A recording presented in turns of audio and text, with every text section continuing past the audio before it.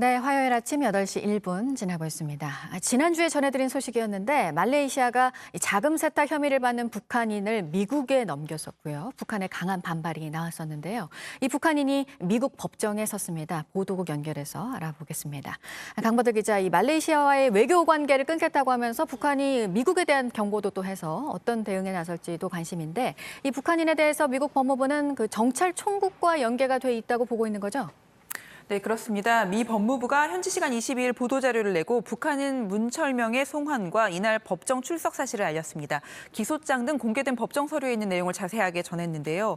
북한 국적자로 처음 송환된 문 씨가 공작 업무를 총괄하는 정찰 총국과 연계되어 있다고 했습니다. 북한의 사치품을 공급하려는 계획의 일환으로 자금 세탁을 했고 이 가명을 사용하면서 북한과의 관련성을 지운 계좌와 회사를 만들어 미국과 유엔의 제재를 피했습니다. 이렇게 세탁한 돈이 2013년 4월부터 2018년 11월 사이에만 우리 돈 17억 원 정도라고 했습니다. 이 같은 발표에 대한 북한 반응은 아직 나오지 않았습니다. 앞서 말레이시아가 문 씨를 미국에 송환하자 지난 19일 북한은 무고한 주민을 범죄자로 매도했다고 주장하면서 말레이시아와의 단교를 선언하고 미국에 대해서도 대가를 치를 것이라고 했습니다. 네, 코로나 사태가 시작된 이후에 시간이 흐르는 동안 그때그때의 화두가 또 세계보건기구에 있습니다. 요즘은 역시 백신에 대한 얘기가 많이 나오고 있는데 그 공급 불평등 문제를 강도 높게 꼬집었네요. 네, 이미 여러 차례 지적한 문제인데 현지 시간 22일 브리핑에서는 발언의 수위가 더 높았습니다. 그로테스크하다, 그러니까 기괴하다, 터무니없다라는 표현까지 썼는데 함께 들어보시겠습니다.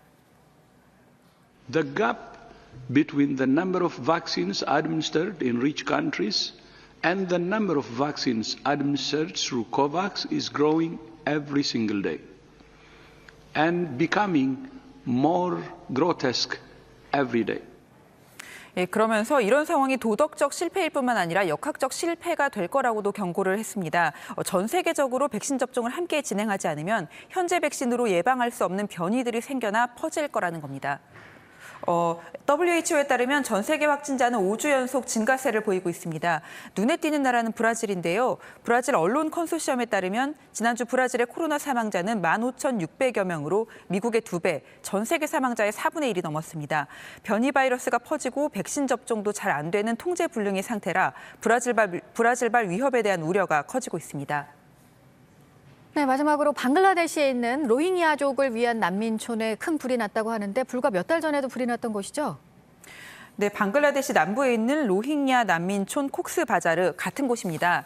불은 현지 시간 22일 발생했습니다. 유엔 난민기구에 따르면 이 불로 여러 명이 숨지고 집 수천 채가 탔습니다. 불이 계속 번지고 있어서 이를 막기 위한 작업도 진행 중입니다. 화재의 원인은 아직 확인되지 않았습니다.